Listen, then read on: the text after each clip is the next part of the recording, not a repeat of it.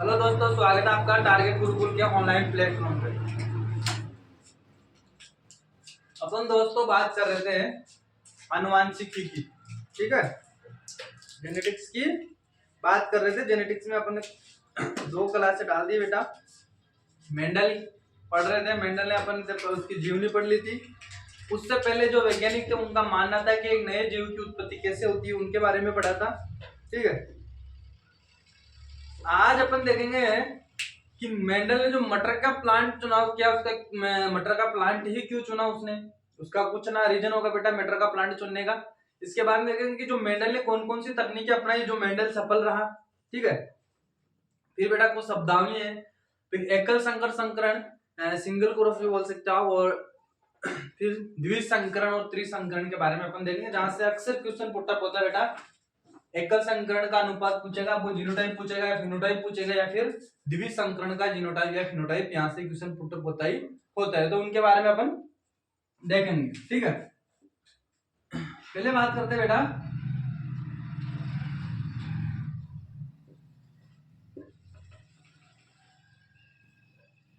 मटर के प्लांट का चुनाव।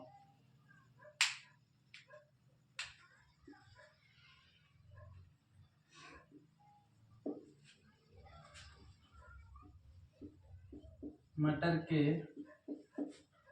प्लांट का, भाई मटर के प्लांट ही क्यों चुना उसने, कोई तो रीजन होगा बेटा मटर का प्लांट चुनने का। वो रीजन क्या क्या था, उनके बारे में अपन आज अध्ययन करेंगे क्या करके, ठीक है। इसके बाद में अपन देखेंगे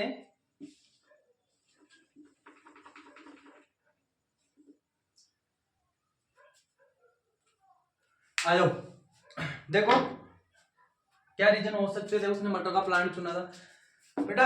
जो बात करें अपन मटर की, तो मटर एक वर्षीय प्लांट है। कैसे बेटा, एक वर्षीय प्लांट है, ठीक है, एक वर्षीय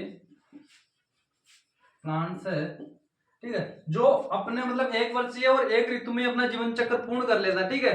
अगर बात करें तो इसका जो जीवन चक्र होता है बेटा, 2 से 3 महीने का होता है, ठीक है, 2 से 3 महीने का होता है। तो अपन एक वर्ष के अंदर इसकी दो या दो से अधिक पीढ़ियों का अध्ययन कर सकते हैं। तो इसने क्यों चुना, क्योंकि इसका जीवन चक्र कम होता है, कितना थोड़ा 2 से 3 महीने का ही होता है, 2 से 3 महीने का ही होता है, मंथ का होता है, ठीक है। फिर बात करें अपन आगे की, इसमें अनेक प्रभेद के लक्षण पाए जाते हैं बेटा। क्या पाए जाते हैं, अनेक प्रभेद के लक्षण पाए जाते हैं। मतलब इसका कहना यह है कि इसके अंदर जो लक्षण पाए जा रहे थे जिनों के अंदर, वो अलग अलग देख रहे थे। जैसे लंबा प्लांट था, कोई बीज होता गोल हो रहा था, कोई झुर्रीदार हो रहा था, पुष्प का कलर अलग अलग उत्पन्न हो रहा था। तो ये एक उपयुक्त प्लांट मान के इसका चयन किया गया था। अगली बात करें बेटा, तो ध्यान रखना मटर एक स्वयं परागित है। कैसे बेटा, स्वयं परागित, मतलब इसमें स्वयं परागण या सेल्फ पोलिनेशन होता है। क्या क्या होता है बेटा, सेल्फ पोलिनेशन होता है, इसलिए अपन को शुद्धता प्राप्त कर सकते हैं, ठीक है, शुद्धता युक्त संतति प्राप्त करने में सहायता मिलेगी, ठीक है, शुद्धता युक्त संतति प्राप्त कर सकते हैं, ठीक है। आगे बात करें तो अब देखो स्वयं परागण है, तो अपन इसमें थैलिकीकरण या निपुंसक या इमास्कुलेशन करके बेटा अपन क्या इसमें क्रॉस पोलिनेशन भी करवा सकते हैं। तो अपन क्या इसमें बेटा पर परागण भी करवा सकते हैं, पर परागण करवा सकते हैं। मतलब सेल्फ पोलिनेटेड ग्रुप है, तो इसका अपन जो भी नर भाग रहेगा बेटा उसको हटा देंगे, ठीक है, तो उसको हटा के अपन क्रॉस पोलिनेशन भी करवा सकते हैं। इसकी क्वालिटी और क्वांटिटी क्या होती है बेटा, अच्छी होती है। मटर के प्लांट की क्वालिटी और क्वांटिटी, गुणात्मक और मात्रात्मक लक्षण, ठीक है ना, गुणात्मक व मात्रात्मक लक्षण अच्छे होते हैं, ठीक है, गुणात्मक और मात्रात्मक लक्षण क्या होते हैं, अच्छे होते हैं, उनका अध्ययन किया जा सकता है, ठीक है। तो यही कारण था उसका मटर का प्लांट चुनने का। मेनली आपको ध्यान रखना बेटा, सेल्फ पोलिनेटेड ग्रोथ होती है, इसलिए अपन क्रॉस पोलिनेशन करवा सकते हैं। इसका जीवन चक्र क्या होता है बेटा, छोटा होता है। तो ऐसा क्वेश्चन कभी कभार दे देता है आपको, 3-4 मिनट डाल देगा और उसमें दे देगा कि उपरोक्त सभी, तो आपको ध्यान रखना है कि उसमें क्या होता है। तो अगला बेटा मेंडल की तकनीक, मेंडल की तकनीक। अब देखो यहां से इंपॉर्टेंट है, ठीक है, कि मेंडल ने क्या तकनीक अपनाई जो मेंडल सफल रहा, उसके बारे में अपन बेटा अध्ययन करेंगे। ठीक है, देखो सबसे पहले बात करें तो मेंडल ने बेटा विपुंसक या थैलीकरण का प्रयोग किया था। विपुंसन किसका किया था बेटा? विपुंसन या थैलीकरण का प्रयोग किया। अब देखो विपुंसक क्या होता है और थैलीकरण क्या होता है, इनके बारे में देखते हैं बेटा। जब अपन किसी जैसे एक प्लांट लिया बेटा अपन ने, ठीक है, दो प्लांट अपने पास बात करें तो एक ले लिया अपन ने नर प्लांट और एक ले लिया मादा प्लांट, ठीक है, एक ले लिया नर प्लांट और एक ले लिया मादा प्लांट। इस जो नर प्लांट लिया है, जो मादा प्लांट लिया है, जो मादा प्लांट लिया बेटा उसमें से नर वाले भाग को हटाने की प्रक्रिया को, मान लो ये कोई पुष्प है बेटा अपने पास, क्या है बेटा, ये कोई पुष्प है, ठीक है ना, यह अपने पास कोई पुष्प है, ठीक है, इस पुष्प में से इस नर वाले भाग को हटाने की प्रक्रिया को क्या कहते हैं बेटा? बोले तो पुंकेसरों को हटाने की प्रक्रिया को ही कहते हैं बेटा विपुंसीकरण। किसी पुष्प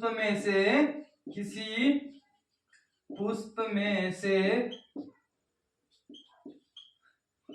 नर भाग को निकालना,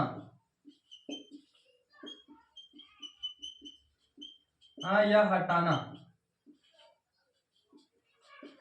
नर भाग को निकालना या हटाने की प्रक्रिया को क्या कहते हैं बेटा? विपुंसक इमास्कुलेशन कहते हैं। विपुंसक या इमास्कुलेशन कहते हैं, ध्यान रखना रे, क्या कहते हैं? नर भाग को हटाने की प्रक्रिया को इमास्कुलेशन कहते हैं। और ध्यान रखना, अगर यही बात बेटा मानव में की जाए कि शुक्राणु को त्याग करने की प्रक्रिया को क्या कहते हैं? शुक्राणु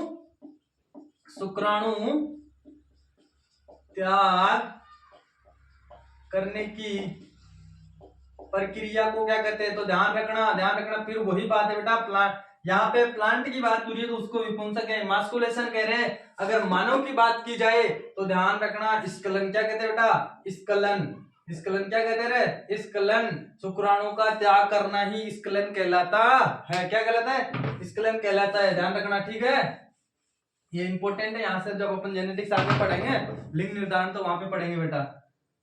अब बात करें थैलीकरण की, कि थैलीकरण क्या होता है? जब विपुंसक हो जाता है बेटा, जब अपन अपरिपक्व परागकण को हटा देते हैं तो उसके बाद में क्या करते हैं कि अपन इस पूरे प्लांट को थैली पहना देते हैं। क्या पहना देते बेटा? थैली का बैग या पॉलिथीन बैग लगा देते, ऊपर क्या लगा देते? पॉलिथीन बैग लगा देते बेटा, पॉलिथीन बैग लगा देते, ध्यान रखना, क्या लगाते हैं? Polythene bag. इस पॉलिथीन बैग लगाने की प्रक्रिया को ही थैलीकरण कहते हैं।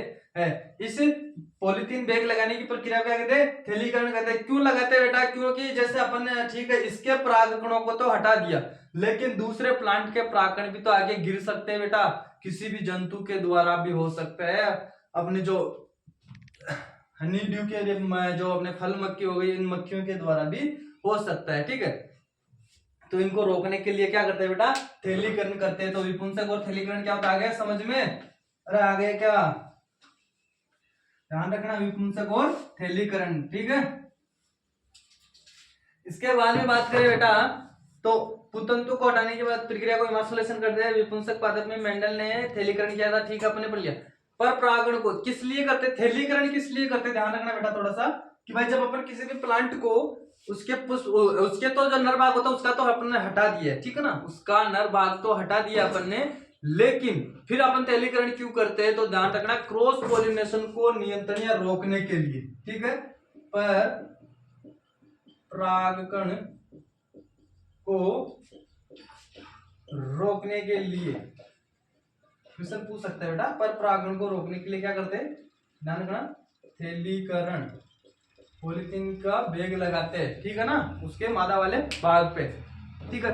अब देखो, लगा लिया बैग लगा दिया, इसके बाद में क्या करेंगे? जैसे ही वर्तिकाग्र परागकणों को एक्सेप्ट करने की अवस्था में आ जाएगी, ससेप्टेबल करने की अवस्था में आ जाएगी, तो अपन क्या करेंगे बेटा? किसी भी जो अपन ने ये दो प्लांट लिए थे, एक का तो नर भाग हटाया है, एक का मादा भाग हटाया है। तो अब जो नर भाग हटाया था वो तो उसकी तो जो वर्तिका अगर काम मिलेंगे, लेकिन एक प्लांट दूसरा लिया था जिसमें अपन ने मादा भाग हटाया था, तो उसके परागकणों को वहां से लेके बेटा सावधानी पूर्वक और वर्तिकाग्र पर अपन ले जाके छोड़ देंगे। क्या करेंगे? वर्तिकाग्र पर ले जाके छोड़ देंगे, जिसके माध्यम से बाद में क्या बेटा नर और परागकण रहेंगे। ठीक है, वो वर्तिकाग्र से परागकण वर्तिकाग्र से पोषण प्रदान करके उनमें विभाजन होगा, और विभाजन होने के दौरान जनन केंद्र और काय केंद्र का निर्माण होगा बेटा, और जनन और काय केंद्र के प्राग नलिका के माध्यम से होते हुए अंड द्वार के निकाय क्षेत्र से होते हुए कहाँ चले जाएंगे? अंडाशय में चले जाएंगे, जहां पे निषेचन की प्रक्रिया क्या होती है बेटा? संपन्न होती है। जब अपन निषेचन पढ़ेंगे तो वहां पे अपन पूरा पढ़ेंगे कि कब होता है निषेचन, कैसे होता है, 7 कोशिकाएं कब बनती है, 8 केंद्र कब होता है, ठीक है ना, भ्रूण का निर्माण कैसे होता है, तो वो अपन सारे वो अपन जो उसका वो निषेचन वाले चैप्टर में पढ़ेंगे, आपको घबराना नहीं है। देखो आगे देखो कि पहली पीढ़ी में क्रॉस पॉलिनेशन, देखो बाकी जितनी भी जो अपने पहली पीढ़ी प्राप्त करते बेटा, ठीक है ना, पहली पीढ़ी प्राप्त करते ना, वो तो करते बेटा अपन स्वयं परागण से, स्वयं self pollination, sorry cross pollination से। किससे करते बेटा? पहली पीढ़ी प्राप्त करते हैं वो तो पर परागण से। और बाकी जितने भी अपन बात करें F2 की, F3 की, F4 की, F5 की, F6 की, तो वो सारी भी पीढ़ियां जितनी भी प्राप्त करेंगे बेटा वो करेंगे अपन सेल्फ पॉलिनेशन, स्वयं परागण से। तो क्वेश्चन पुटअप हो सकता है, ध्यान रखना कि F1 पीढ़ी सेल्फ पॉलिनेशन से प्राप्त की जाती है, क्रॉस पॉलिनेशन से तो ध्यान रखना क्रॉस पॉलिनेशन से। और बाकी जितनी भी पीढ़ियां प्राप्त होती है बेटा वो कैसे होती है? सेल्फ पॉलिनेशन से प्राप्त करते हैं। ठीक है, ये क्या थी बेटा? मेंडल की तकनीक थी। उसने क्या क्या किया था? विभंसकरण किया था, इमास्कुलेशन किया था, थैलीकरण किया था, उसके बाद में उसने पॉलिनेशन करवाया, और पॉलिनेशन होने के बाद में क्या हुआ? बीज का निर्माण होता है। अब अपन बात करते हैं बेटा कि मेंडलवा से संबंधित कुछ शब्दावलियां हैं, कुछ परिभाषाएं हैं जो फैक्ट आप कभी कभार पूछ लेता है, तो ध्यान रखना इनको, किसका मतलब होता क्या है। तो देखो बेटा बहुत इंटरेस्ट आने वाला है मेंडल से संबंधित शब्दावलियां। इसके बाद में बेटा अपना संकरण जो रियल जेनेटिक्स है वो शुरू होगी, और उसमें बहुत इंटरेस्ट आएगा। अभी तो मेंडल ने जो बताया था वो पढ़ना तो बाकी है अपने बेटा, वो पढ़ेंगे ना, और वहां से ही क्वेश्चन पुटअप होते हैं, वो किस प्रकार से होते हैं उसके बारे में भी अपन बात करेंगे। ठीक है, आओ चलते हैं मेंडल में। जैसे बेटा मेंडल ने सबसे पहले दिया था कारक। क्या वर्ड दिया था? कारक। देखो कारक क्या होता है, मेंडल ने कारक किसे कहा था कि वंशागति की इकाई एवं डीएनए खंड जो किसी भी लक्षण को प्रकट करता। बेटा वंशागति की इकाई भी बोल सकते हो, या वह डीएनए खंड जो लक्षणों को क्या करता है बेटा? प्रकट करता है, जो किसी भी लक्षण को प्रकट करने के लिए आवश्यक होता है या प्रकट करता है, उसे ही वंशानुगति की इकाई कहते हैं। तो ध्यान रखना कारक किससे कहा था मेंडल ने? वंशानुगति की इकाई या वह डीएनए खंड जो किसी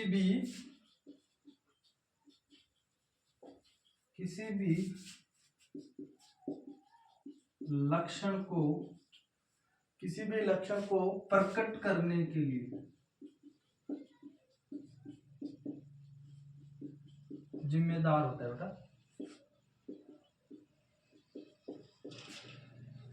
ठीक है ना, जिम्मेदार होता है या वंशानुगत करने के लिए उत्तरदायी होता है, उसको ही उसने क्या कहा था मेंडल ने? कारक कहा था। क्या कहा था बेटा? फैक्टर कहा था, कारक कहा था। ध्यान रखना कारक वर्ड किसने कहा था? ये कहा था बेटा मेंडल ने। किसने कहा था? मेंडल ने। अगर कारक को जीन किसने कहा था बेटा? ध्यान रखना कारक को जीन जॉनसन ने कहा था। किसने कहा था? जॉनसन ने बेटा, जॉनसन ने।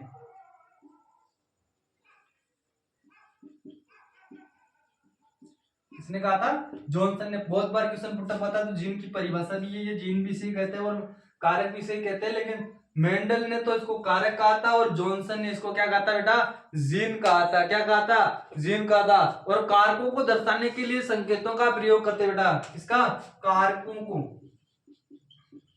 को या जीन को दर्शाने के लिए संकेतों का प्रयोग करते हैं, संकेतों का प्रयोग करते हैं। अब ध्यान रखना क्वेश्चन कैसे पुटअप होगा। कारक या जीन को दर्शाने के लिए संकेतों का प्रयोग करते हैं तथा वो संकेत किसने दिए थे? किसने दिए थे बेटा? तो ध्यान रखना मॉर्गन ने। किसने दिए थे रे? मॉर्गन ने। या कारकों व जीन को दर्शाने के लिए संकेतों का प्रयोग किया था, तो संकेतों का प्रयोग किसने किया था? सबसे पहले मॉर्गन ने किया था। ध्यान रखना कारक या जीन के बारे में आ जाए तो बेटा थोड़ा सा ये ना, या ये सब पूछ लेगा कि जीन शब्द किसने दिया था, जीनोटाइप शब्द किसने दिया था, फिनोटाइप शब्द किसने दिया था, तो जॉनसन ने ही दिया था। ध्यान रखना, ठीक है। अगला बेटा युग्म विकल्पी। अगला क्या बेटा? युग्म विकल्पी, ठीक है। देखो युग्म विकल्पी वर्ड किसने दिया था? सबसे पहले ध्यान रखना बेटसन ने। किसने दिया था बेटा? बेटसन ने। किसने दिया था रे? बेटसन ने। ध्यान रखना युग्म विकल्पी शब्द किसने दिया था? बेटसन ने दिया था। बेटसन ने क्या कहा कि किसी भी या किसी जीन के एकांतर स्वरूप को जो समजात गुणसूत्रों पर समान स्थल पर पाया जाता है उसको युग्म विकल्पी कहते। अरे किसी भी जीन के एकांतर स्वरूप जो समजात गुणसूत्रों पर समान स्थल पर उपस्थित होता है उसको क्या कहते हैं बेटा? युग्म विकल्पी कहते हैं। क्या कहते हैं? किसी जीन के एकांतर स्वरूप, किसी जीन के एकांतर स्वरूप को समजात, किसी जीन के एकांतर स्वरूप को समजात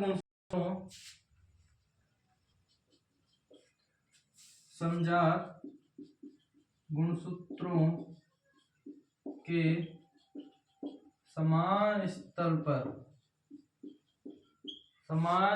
पर पाए जाते हैं। देखो अपन बात करते हैं बेटा क्या होता है युग्म विकल्पी। क्या कहते हैं? जैसे मान के चलो ये अपने पास क्या बेटा? दो जीन है। क्या बेटा? जीन है।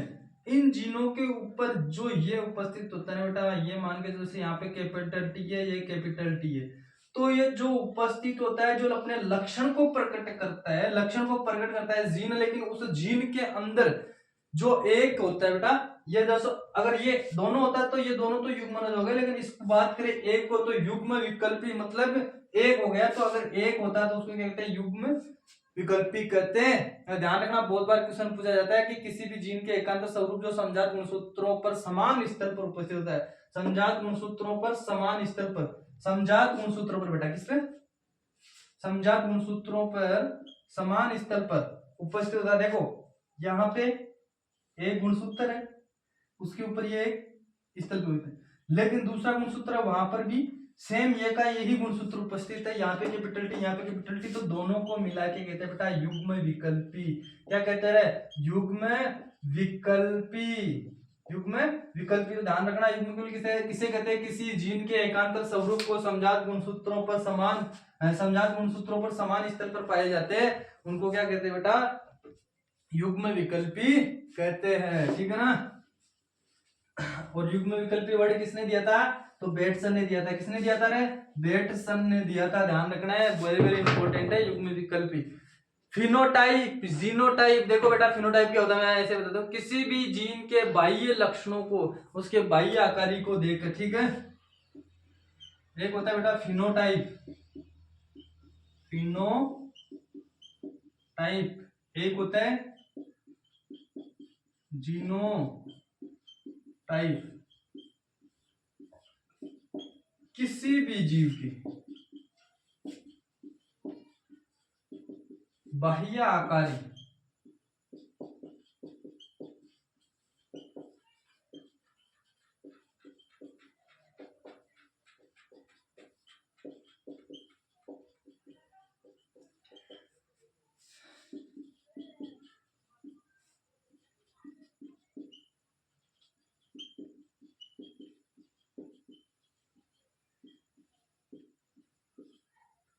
देखो जो फिनोटाइप है बेटा वो क्या होगा कि किसी भी जीव के बाह्य आकारी या बाह्य लक्षणों को देखकर अपन उसके बारे में पता लगाते, तो वो तो होता है अपना फिनोटाइप।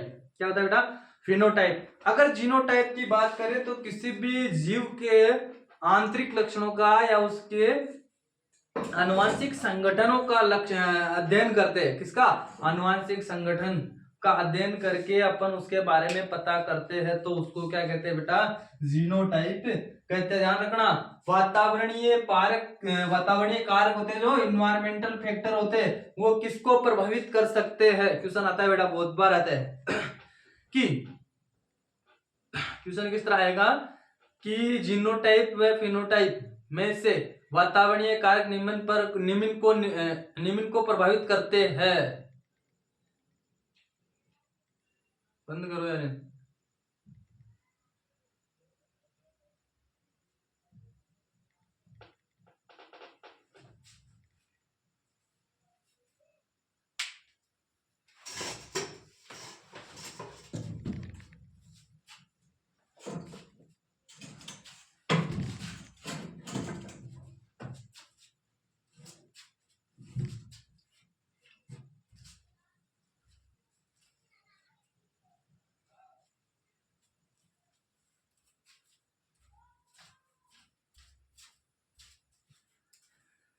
अच्छा बेटा, थोड़ी सी टेक्निकल इश्यू आ गई थी, अपने निरंतर क्लास है ना, रोकना नहीं है। अपन क्या पढ़ रहे थे? फिनोटाइप और जीनोटाइप पढ़ रहे थे, ठीक है। क्वेश्चन बता रहा था कि क्वेश्चन किस प्रकार आ सकता है, तो ध्यान रखना आपको कि किसी वातावरणीय कारक निम्न में से प्रभावित कर सकता है, तो किसको कर सकता है बेटा? वातावरणीय फिनोटाइप को प्रभावित कर सकता है। कौन? वातावरणीय कारक, इन्वायरमेंटल फैक्टर, ठीक है। इन्वायरमेंटल फैक्टर किसको कर सकते हैं? तो फिनोटाइप को कर सकते हैं। इसके बाद में होमोजाइगस और हेटेरोजाइगस। होमोजाइगस और हेटेरोजाइगस बहुत बार पूछा जाता है बेटा ये भी, कि होमोजाइगस क्या होता है और हेटेरोजाइगस क्या होता है। समान लक्षणों के कारकों वाले दो युग्मकों के समयुग्मज से बना युग्मनज। क्या करे बेटा? समयुग्मजी या होमोजाइगस जो समान लक्षणों के कारक होते हैं, जो समान लक्षण को प्रकट करने वाले जीन होते हैं बेटा, उनके जो दो युग्मक होते हैं, उसके समयुग्मज से बनने वाला युग्मनज, बनने वाला जाइगोट। अरे जीन दो युग्मक मिलकर, दो समान युग्मक मिलकर जो समान लक्षण प्रकट करते हैं, अगर वो दोनों युग्मक मिलते हैं और वो समान होते तो उसको क्या कहते हैं बेटा? युग्मनज कहते हैं। और उस युग्मनज अगर वो समान है तो उसको कहते हैं अपन समयुग्मजी। अगर वो असमान है, दोनों अलग अलग है, तो उसको कहते हैं बेटा अपन हेटेरोजाइगस। क्या कहते हैं बेटा? हेटेरोजाइगस, ठीक है। एक होता है होमोजाइगस और एक होता है हेटेरोजाइगस। होमो मतलब समान, क्या बताया? समान, ठीक है। मतलब जैसे देखो, एक युग्मक है बेटा अपने पास कैपिटल टी और दूसरा युग्मक है कैपिटल टी। एक भी कैपिटल टी, दूसरा है कैपिटल टी, दोनों समान लक्षण प्रकट कर रहे हैं और दोनों के मिलने से बनता है बेटा क्या? युग्मनज। क्या बनता है? युग्मनज। बोले तो जाइगोट। और जाइगोट जो बनता है उससे बनती क्या बन गया बेटा? Capital T capital T. देखो इसमें दोनों युग्मक समान है ना, दोनों युग्मक समान है, दोनों एक ही लक्षण को प्रकट करते हैं बेटा, तो इस बनने वाले को क्या कहते हैं? युग्मनज को समयुग्मजी कहते हैं। समयुग्मजी, बोले तो समयुग्मजी कहते हैं, होमोजाइगस कहते हैं। अगर बात करें हेटेरोजाइगस की बेटा, किसकी करें? हेटेरोजाइगस की, तो ध्यान रखना जस्ट इसका उल्टा हो जाएगा। क्या हो जाएगा? अगर मान लो एक युग्मनज अपने पास कैपिटल टी है, एक स्मॉल टी है, ठीक है, दोनों से जो मिलकर युग्मनज बनेगा बेटा, क्या बनेगा? युग्मनज बनेगा। ये युग्मनज कैसा होगा? कैपिटल टी और स्मॉल टी। कैसा होगा बेटा? कैपिटल टी और स्मॉल टी। इसको कहते हैं बेटा हेटेरोजाइगस। हेटेरोजाइगस ये होता है होमोजाइगस और हेटेरोजाइगस, ध्यान रखना आपको, ठीक है। अगला आता है बेटा अपना फिनोकोपी। देखो ये टर्म है, टर्मोलॉजी है ना, कभी कभार पूछ लेता है वो कि क्या होता है हेटेरोजाइगस, क्या होता है होमोजाइगस, क्या होता है, आपको दे देता है ऑप्शन। अगला बेटा फिनोकोपी। फिनोकोपी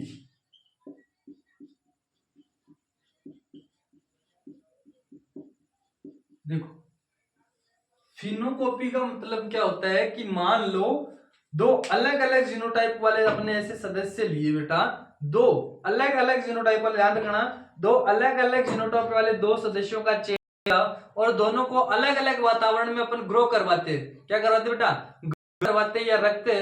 लेकिन अपन जब देखते हैं कि वो दोनों समान लक्षण प्रकट करते हैं, क्या करते हैं बेटा, समान लक्षण प्रकट करते हैं। जैसे मैंने लिया कैपिटल टी, ठीक है, और स्मॉल टी, ठीक है ना, एज ए एग्जाम्पल। दो अलग अलग जीनोटाइप वाले क्या हो गए बेटा, सदस्य हो गए। इसको रखा अपन ने कोल्ड टेम्परेचर में या शीतोष्ण क्षेत्र में, और इसको रख दे बेटा उष्ण क्षेत्र में, ठीक है ना, उष्ण क्षेत्र में। लेकिन जब अपन अध्ययन करें दोनों का तो देखा कि यह भी कैसा दिखा अपन को, लंबा दिखा एज ए एग्जाम्पल, और ये भी लंबा दिखा, या दोनों के लक्षण देखे अपन ने, या ये भी इसकी उपज देखी तो इसकी भी उपज उतनी है और इसकी भी उपज उतनी है, या इनके दोनों के लक्षणों को जब अध्ययन करें तरीके से, जीनोटाइप तरीके से बेटा, हम देखते हैं कि जो शीतोष्ण क्षेत्र में रखा हुआ था उसके लक्षण और जो उष्ण क्षेत्र में रखा हुआ प्लांट है उसके लक्षण क्या है बेटा, समान है। तो दो अलग अलग जीनोटाइप वाले सदस्यों को अलग अलग वातावरण में रखने पर एक जैसे गुणधर्म प्रदर्शित करते हैं तो उसको कहते हैं बेटा फिनोकॉपी। क्या कहते हैं बेटा, फिनोकॉपी कहते हैं, ठीक है। उसको क्या कहते हैं रे, उसको फिनोकॉपी कहते हैं। यह हो गया बेटा अपना मेंडल से संबंधित कुछ शब्दावलियां थी, ठीक है। अब बात करेंगे बेटा, अब आएगा अपना इंपॉर्टेंट एकल संकरण, सिंगल क्रॉस, मोनोहाइब्रिडाइजेशन, या एक संकर क्रॉस, या एकल संकरण क्रॉस भी बोल सकते हो आप, एक संकर क्रॉस या एकल संकरण या मोनोहाइब्रिडाइजेशन भी बोल सकते हो। क्या बोल सकते हो, मोनोहाइब्रिडाइजेशन।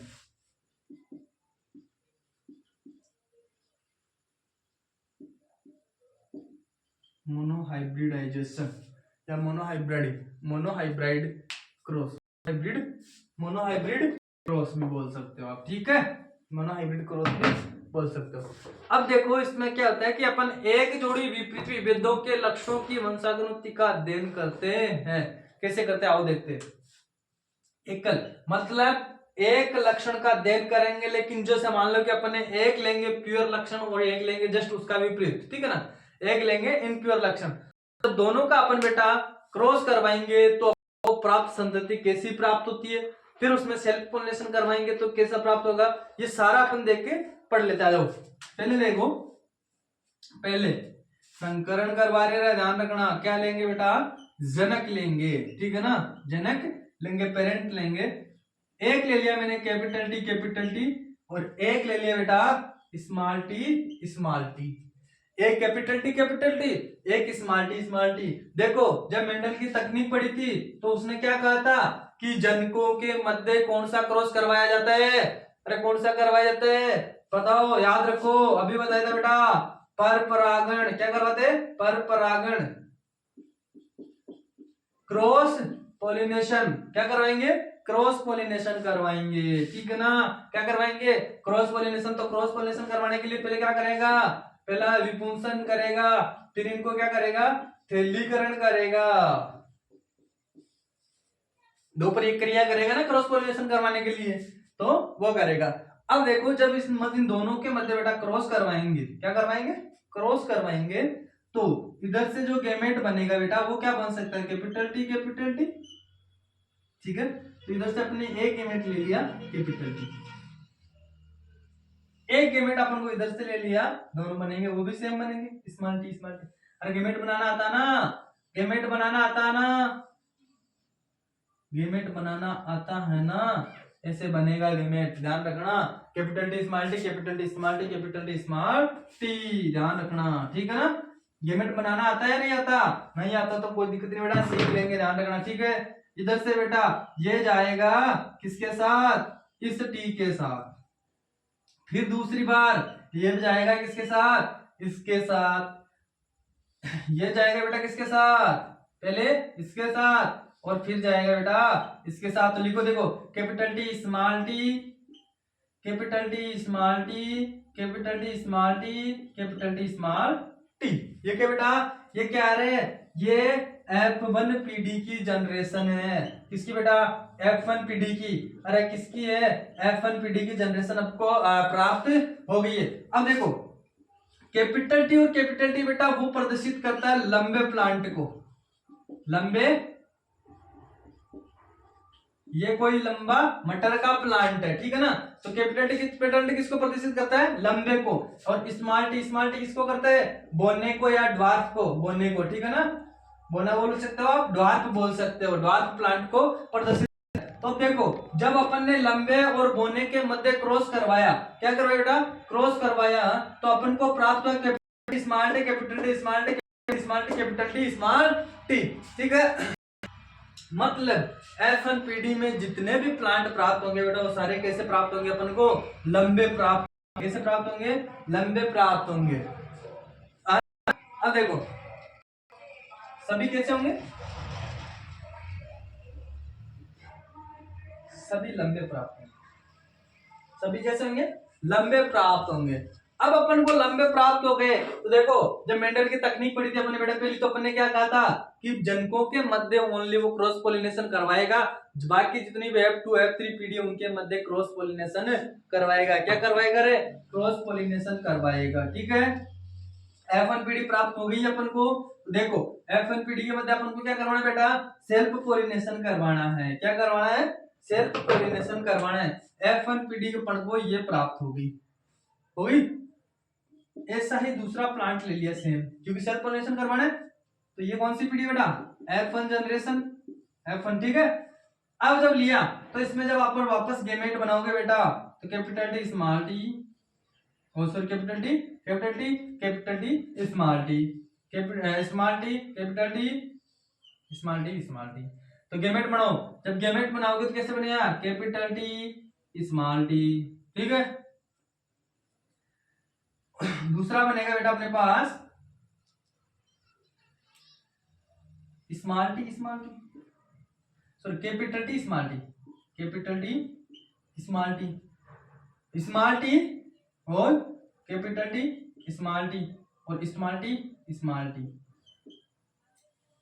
अब देखो बेटा, अब देखो,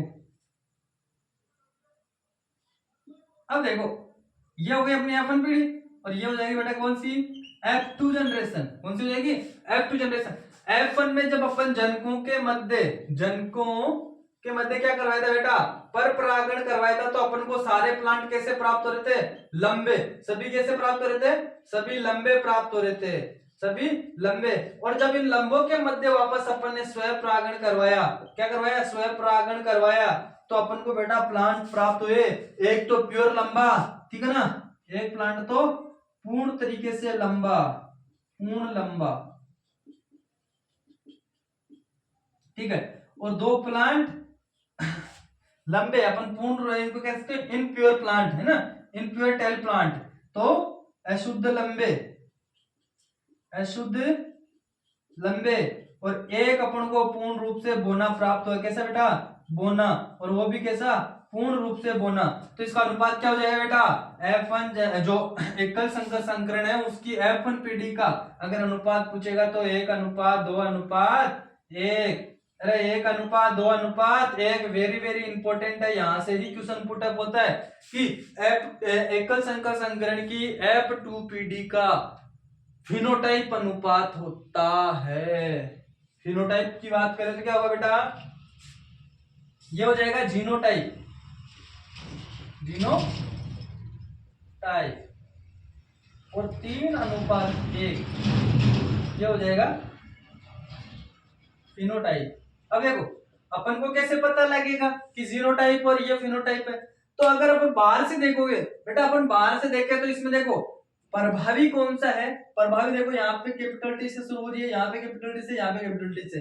तो 3 प्लांट अपन को हो तो लंबे प्राप्त रहे ना, ये तो है नहीं कि अपन अगर बात करें तो 3 प्लांट पहले लंबे प्राप्त हो रहे, तो अपन बाहर से देख रहे अपन को लग तो लंबे रहे, कि हाँ हो सकता है कि हाइट मध्य में हो, ये नहीं कि पूरे मध्य में हाइट हो। तो 3 प्लांट कैसे प्राप्त हो रहे हैं, लंबे, और एक कैसा हो रहा है, पूरी तरीके से बोना प्राप्त हो रहे हैं। तो ये तो हो गया अपन बाह्य लक्षण देख के पता लगा रहे। तो अपन को लग रहा है क्या कि 3 प्लांट एक जैसे और एक प्लांट अलग, तो 3:1 ये हो गया अपना फिनोटाइप। और जब अपन इसकी जीनियस रचना का अध्ययन करेंगे बेटा, अंदर जाके लक्षण देखेंगे, तो अपन को दिखेगा कि एक तो पूरी तरीके से लंबा है, 2 ऐसे जो है लेकिन वो कैसे इम्प्योर, और एक पूरी तरीके से कैसा है बेटा, बोना है। एक कैसा है, बोना है। तो 121 1:2:1 ये होता है बेटा क्या, अनुपात होता है इनका। ठीक है ना, अरे ठीक है क्या। अब देखो थोड़ी सी एक चीज और देखो, जब अपन ने बेटा ये अपन ने लिए थे, ये लंबा प्लांट लिया था और ये बोना प्लांट लिया था, ठीक है, दोनों के मध्य क्रॉस करवाया तो अपन को प्राप्त हुआ था ये वाले गैमेट प्राप्त हो रहे थे। अब देखो बेटा कि जब जनकों के मध्य क्रॉस करवाया जाता है तो प्राप्त संततियां F1PD में जो अपना लक्षण प्रकट करता है, अपन को प्रभावी करता है, अपने आप को उसमें प्रकट करता है F1PD में, वो क्या कहलाता है बेटा, प्रभावी कहलाता है। क्या कहलाता है, प्रभावी। और मेंडल ने बेटा इसको प्रभाविता का नियम कहा था, मेंडल का प्रभाविता का नियम। तो मेंडल का प्रभाविता का नियम क्या कहते हैं कि जब जनकों के मध्य क्रॉस करवाते हैं और जो अपने आप को F1PD में प्रकट करता है वो कहलाता है प्रभावी लक्षण। अब जैसे बात करें तो यहाँ पे लंबा और बोना है, लेकिन जब क्रॉस करवाए तो इनके मध्य अपन को प्लांट अपने पढ़ा था कि F1PD में कैसे सभी लंबे प्लांट प्राप्त हो रहे थे, सभी लंबे प्लांट प्राप्त हो रहे थे। तो अपने आप को प्रकट कौन सा लक्षण कर रहा है बेटा, टेल कर रहा ना, तो यहाँ पे प्रभावी लक्षण कौन सा हुआ, लंबा। तो ध्यान रखना प्रभाविता का नियम क्या कहता है कि जब जनकों के मध्य क्रॉस करवाते हैं तो F1PD में जो प्लांट अपने आप को प्रदर्शित करता है, जो लक्षण अपने आप को प्रदर्शित करता है वो क्या कहलाता है बेटा, प्रभाविता का नियम कहलाता है। ठीक है, अब देखो एक चीज और समझा देता हूं।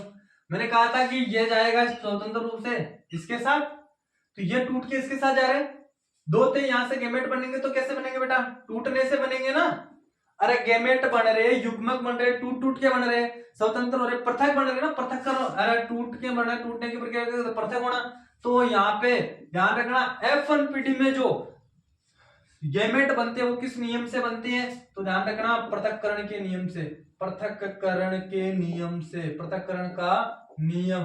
ध्यान रखना पृथक्करण का नियम क्या कहता है बेटा कि जब जनकों के मध्य अपन जब गैमेट बनते हैं तो क्या होता है बेटा कि अपन ने देखा था कि जब अपन यहाँ पे भी देख लो बेटा, ये पूर्ण रूप से टूट के इसके साथ जा रहा है नहीं जा रहा, पृथक हो रहा है ना बेटा, अरे पृथक हो रहा है ना, टूट रहा है ना, तो पृथक्करण का नियम कौन सा नियम हो गया, पृथक्करण का। और मेंडल ने यही कहा था कि किसी एक युग्मक एक लक्षण का या एक युग्म विकल्पी के किसी एक युग्मनज का एक युग्म विकल्पी अगर टूटकर दूसरे युग्म विकल्पी के साथ स्वतंत्र रूप से पृथक होकर जुड़ता है तो उसे कहते हैं पृथक्करण का नियम। क्या कहते हैं बेटा, पृथक्करण का नियम कहते हैं। तो ध्यान रखना पृथक्करण के नियम से गैमेट संकरण में बनते हैं तो एकल संकर संकरण में बनते हैं। किस संकरण में बनते हैं बेटा, एकल संकर संकरण में बनते। ठीक है, ये हो गई बेटा अपने इसके जीनोटाइप अनुपात की बात हो गई, फेनोटाइप की हो गई, एकल संकरण हो गया। ठीक है, इसमें अपने पृथक्करण का नियम पढ़ लिया, सारे पढ़ लिए, तो यह आपको ध्यान में रखना है। ठीक है, आज के लिए इतना ही काफी। ये बेटा जेनेटिक्स है, मैं फिर कह रहा हूं जितना आप इसको आनंद लेके पढ़ोगे उतना ही आपको मजा आएगा। ये आप बोरिंग तरीके से इसको पढ़ोगे तो बोरिंग लगेगी। हालांकि इसमें जो मैं बता रहा हूं आपको क्वेश्चन वहीं से पुटअप होगा और वहीं से होता है बेटा, आज बात नहीं है। हम जब भी पढ़ाते हैं बेटा तो पता होता है कि क्योंकि क्वेश्चन वहीं से इर्द गिर्द से ही पूछता है, पहले पूछा जाता है वहां से। ठीक है, तो धन्यवाद। अगर चैनल पे नए हो तो बेटा चैनल को सब्सक्राइब जरूर करना।